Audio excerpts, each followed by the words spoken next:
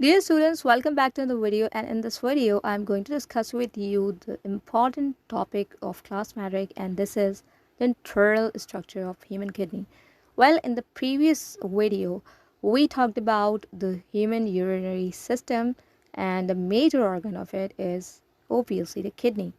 So we are going to discuss the anatomy. Let's start the video.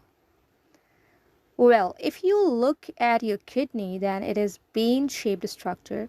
It's a bean-shaped organ that is lying in our abdominal cavity. And in our abdominal cavity, all the organs are protected by a covering which is known as peritoneum. It's a membrane. It is filled with peritoneal fluid, which is filled in the peritoneal cavity. So this is also giving protection to the kidney like any other abdominal organ. Well, if you look at your kidney, then it's basically protected from outside by the help of the renal capsule.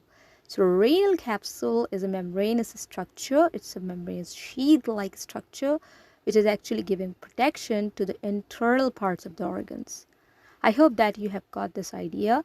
Now we'll see the internal parts that are actually making our kidney. So we are having three main parts: cortex, the outermost part. Then we are having the medulla portion, which is made up of pyramids, and around 12 to 16 pyramids are present. And the final part is the renal pelvis. Okay, so if you look inside the capsule, then first part is renal cortex. This area is renal cortex, and this is basically darker in color. And the nephron, which is the filtration unit of the kidney, it is starting from this part, cortex. Below the cortex, you are having the middle part, which is the renal medulla. And this renal medulla, as you know, that it's made up of pyramids, and this is having the renal tubules of the nephrons, which are lying here inside it. And then we are having, you can see these pyramids, whatever urine is forming by the nephrons, which are lying in these pyramids, they are basically draining the urine into the collecting ducts, and from the collecting ducts, that urine is collected by the minor calyx. And minor calyces, when they combine together, then they form the major calyx, and major calyx is basically passing the urine into the third part of the kidney, which is the renal pelvis. Well, renal pelvis is the enlarged portion of this ureter. So when the ureter is present inside, its part is enlarged, and this is termed as renal pelvis. So these are the three main parts which are making up our internal structure of the kidney.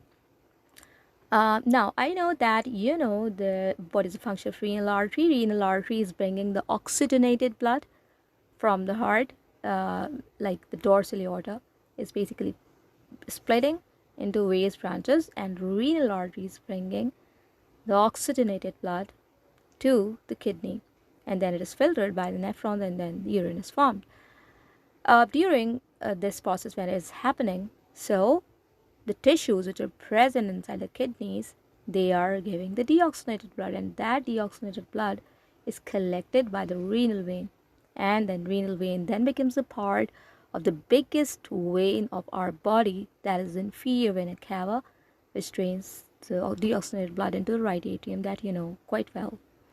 So I hope that you got the fair idea about the major parts of the internal structure of kidney. Well, externally it is covered with the capsule, and then we are having three main parts: cortex, medulla, and the pelvis. So this is it. I hope that you understood it. If you like this video, hit the like button, subscribe to the channel, that means a lot, and thanks for watching. Stay tuned for the upcoming videos.